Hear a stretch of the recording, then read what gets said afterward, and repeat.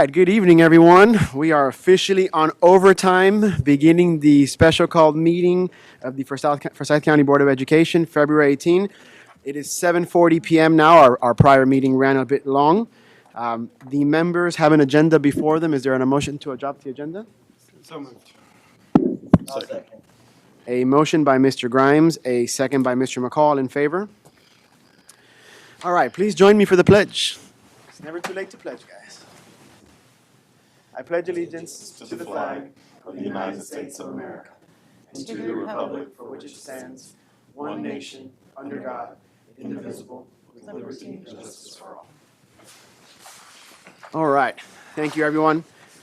I will be brief tonight. This special called meeting is for a singular purpose, which is for board consideration for the opt-out of House Bill 581, which is the statewide floating homestead exemption. We have followed the legally required meetings and timelines, and I've had 3 public hearings. We've had a robust public input process, and at this point, we have before us a resolution of the Forsyth County Board of Education authorizing the system to opt out of House Bill 581.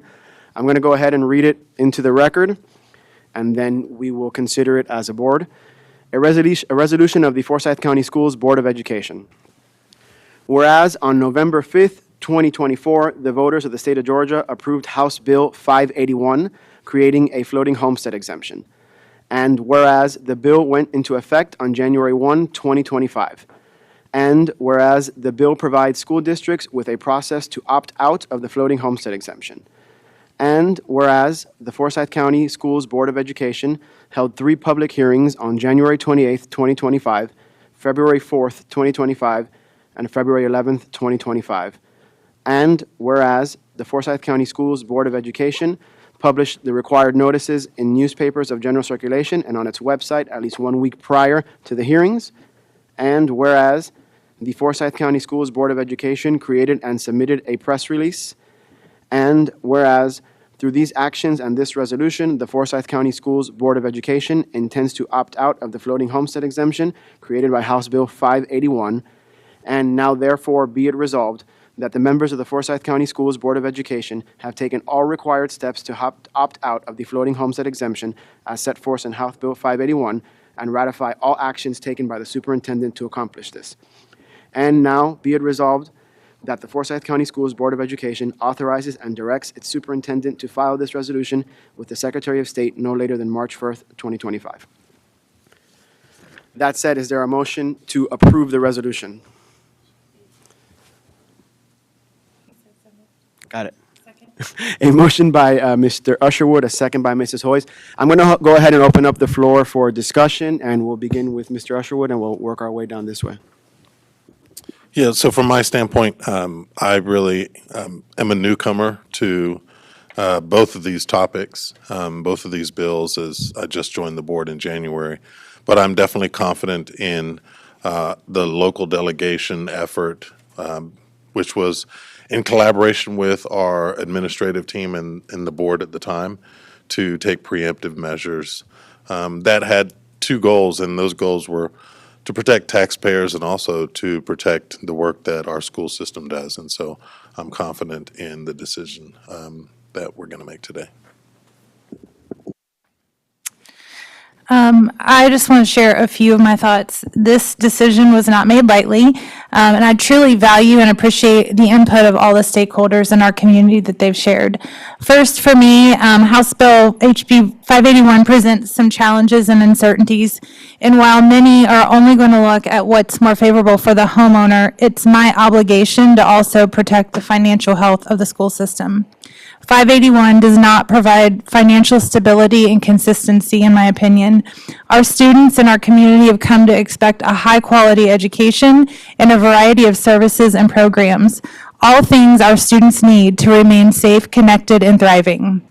I want us to be in a position to continue on this path and also to roll back the millage rate if we're able. 581, I feel, is simply not going to put us in a position to do that.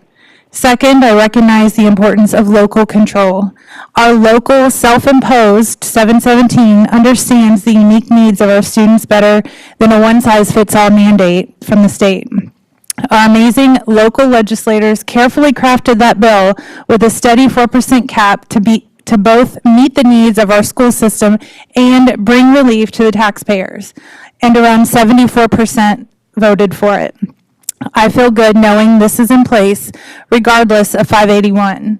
In the end, this was a good problem to have as we have two strong tax saving measures in front of us.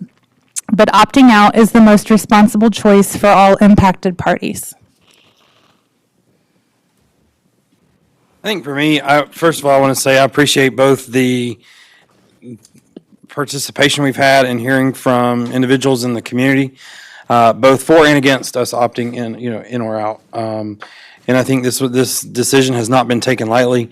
And I think as we look at the whole, and we look at the whole of the school system, what is in the best interest of the school system as far as the long-term financial health, I think this is the right decision to make. But Yeah, for me, it came down to local control and my role as a conservative school board member.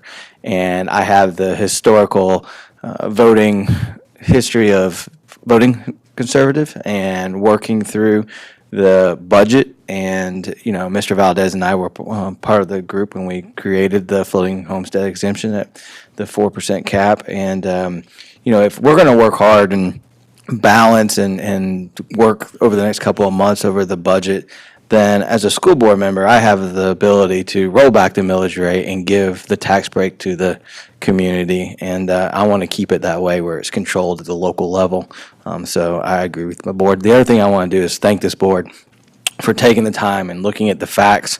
There's a lot of misinformation out there, and Mr. Valdez did a great job as chair straightening up some of the misinformation and communicating it out there, and the board taking the time and looking at the entire picture and not just certain avenues.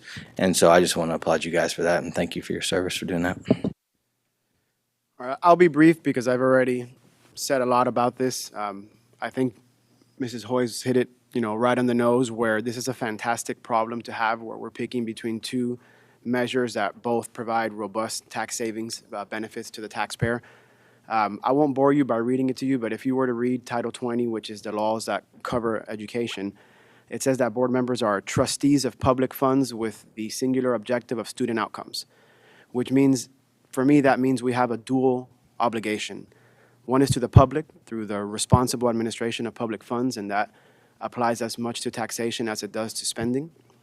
And second, as trustees to the children, to make sure that the school system is financially solvent and healthy and can deliver on that above and beyond the quality basic education to meet the needs of our system at a time when we're faced with an unprecedented mental health crisis amongst young people. We have kids that are taking their lives. We've had two just recently.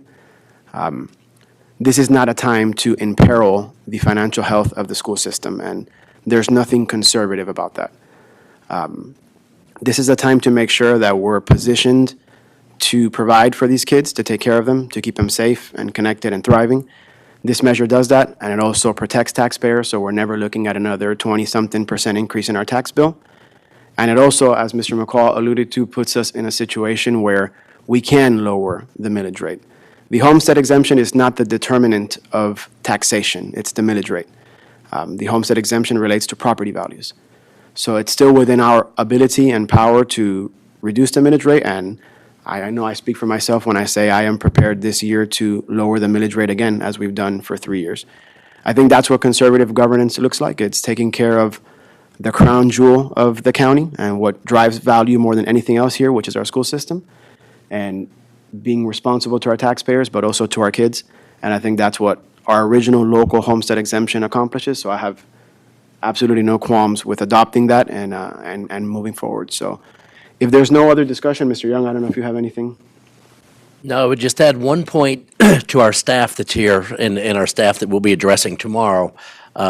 First off is our appreciation for your consideration, appreciation for the work that went in by Larry and the staff to run numbers, to try to give you the most informed information that we could so that you could make a good decision. But the message I want to make sure that our staff understands is whether it was a 4% cap or a CPI-driven cap, either way, it's gonna require us to look everywhere in every nook and cranny of our budget, of our staffing, and we're fully committed to doing that. We knew ahead of time that a 4% at a minimum was going in, and that's going to be a challenge.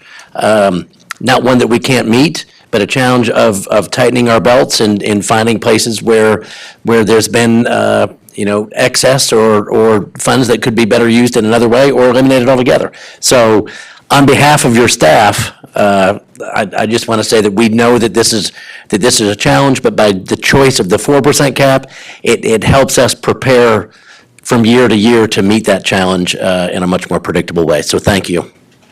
All right. We have a motion and a second and have discussed it, so I'll take the vote. All in favor? You scared me, guys. You did that on purpose, didn't you? Unanimous. Thank you very much, guys. That was good. I like that. Bit of hazing for the chair. Very good.